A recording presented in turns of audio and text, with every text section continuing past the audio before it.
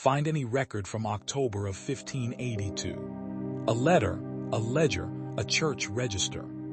Turn the page from the 4th of October, and the next morning is not the 5th.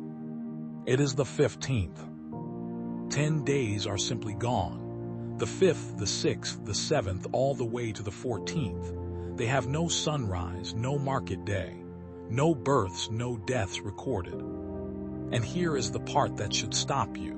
Nobody aged in those 10 days. Nobody starved. No one woke up 10 days older with no memory of the week. Because the days did not happen, they were deleted. Someone reached into the calendar, the thing you trust to count your life in order, and pulled 10 days clean out of it. Who has that kind of power? The power to erase time itself and make an entire continent agree it was never there. And why would they do it? The date on your phone right now is the survivor of that deletion. It is the result of a 400-year-old decision that most of the world fought bitterly for centuries. This is the story of how our calendar learned to lie, who caught it lying, and who finally had the nerve to fix it by stealing 10 days from history.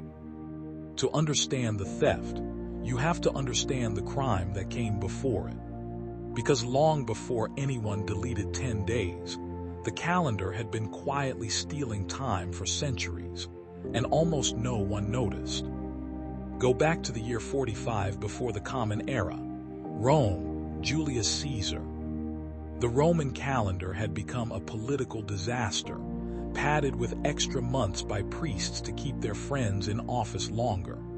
So Caesar, with the help of an astronomer from Alexandria, swept it away and built something clean, a year of 365 days, with one extra day every 4th year, a leap year. It was a magnificent piece of engineering. For the first time, the calendar matched the sun. Spring fell where it should. The seasons held their place. But it was wrong just slightly. Caesar's year was about 11 minutes too long. 11 minutes, that is nothing. You would never feel it in a lifetime. But a calendar does not live a lifetime. It lives for centuries. And 11 minutes a year, paid out patiently, century after century, becomes a debt that nobody can ignore forever. Here is how a tiny error becomes a catastrophe. 11 minutes a year sounds harmless, but run it forward. In 100 years, the calendar has drifted by most of a day. In 400 years, by roughly 3 days. By the year 1500, the Julian calendar was running about 10 full days ahead of the actual sun. So picture what that means. The calendar said one date, the sky said another.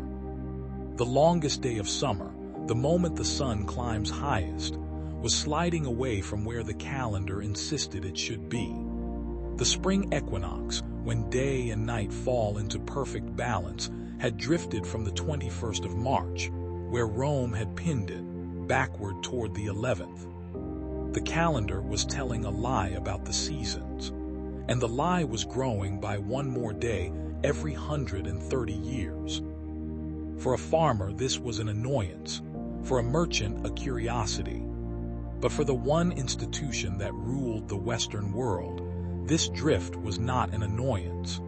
It was a slow-motion emergency. Because that institution had built its single holiest day on top of the equinox, and the equinox was sliding out from under it.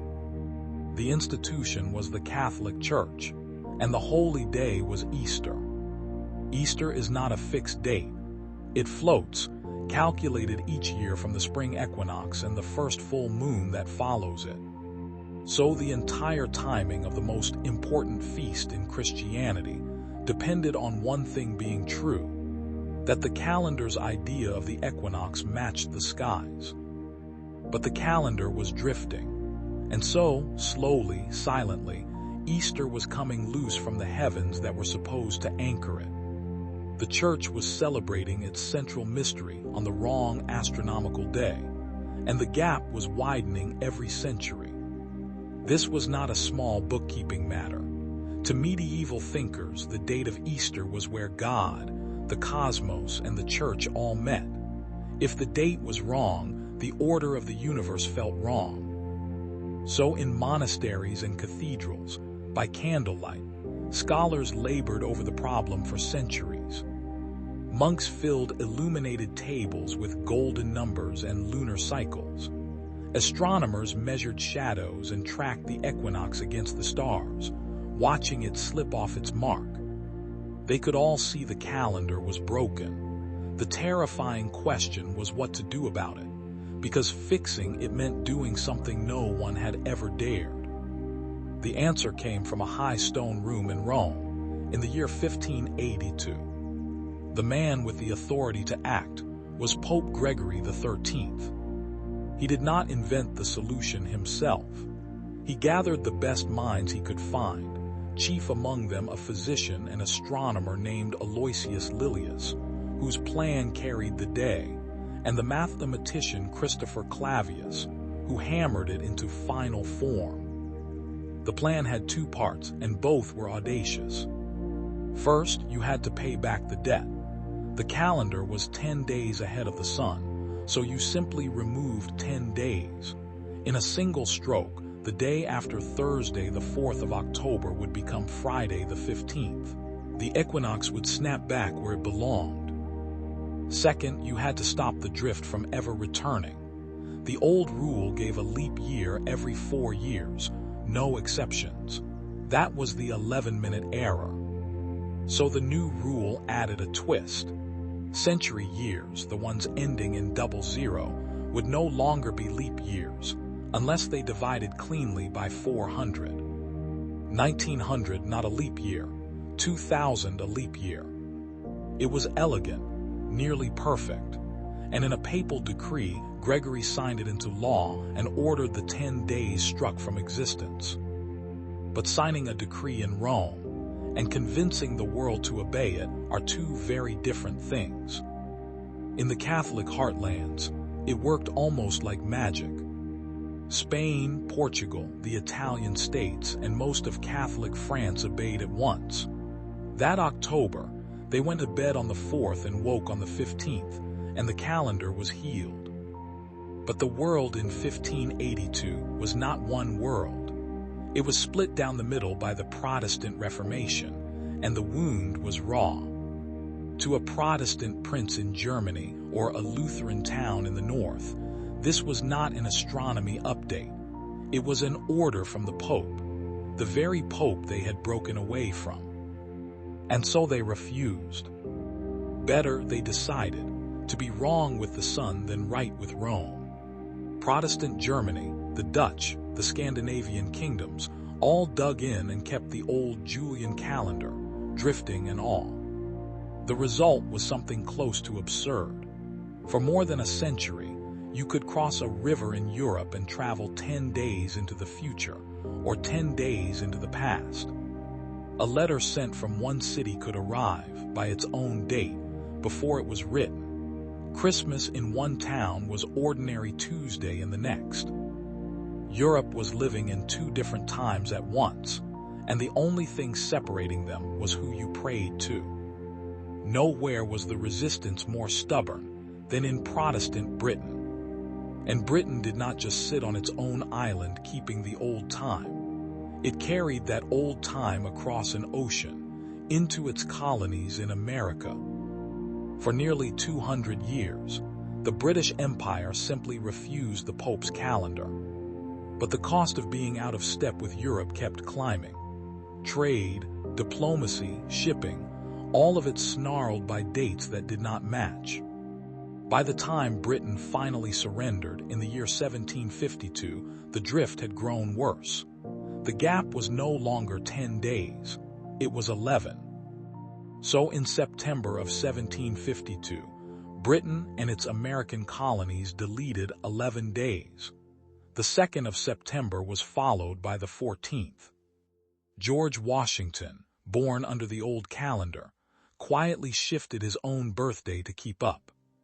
And then comes the legend. The story goes that crowds filled the streets crying, "Give us our 11 days."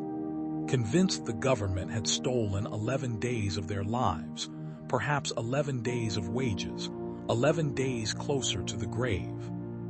Historians now think the riots were mostly myth, exaggerated for a satirical painting, and passed down as fact. But the myth survived for a reason. It captured something true. People felt in their bones that someone powerful had reached into time itself and taken pieces of their lives away. And they were not entirely wrong. While Britain finally bent, the East held out far longer. And the reason was the same as before, not science, religion and power. The Orthodox Christian world, centered on Russia and the Eastern Church, had no reason to take orders from a pope in Rome. So while Western Europe converged on Gregory's calendar, Russia kept the old Julian one, falling further behind, until it was a full 13 days out of step with the modern world.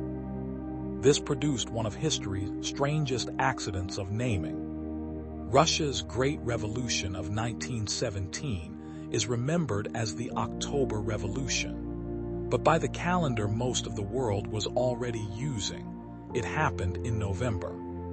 The defining event of the 20th century is named for a month it did not occur in, because Russia was still living 13 days in the past. It was only in 1918, after that revolution, that the new government finally adopted the Gregorian calendar and erased those 13 days. Greece held out even longer, into the 1920s. And here is the quiet truth at the center of all this. There was never a vote. There was never a single moment when humanity agreed.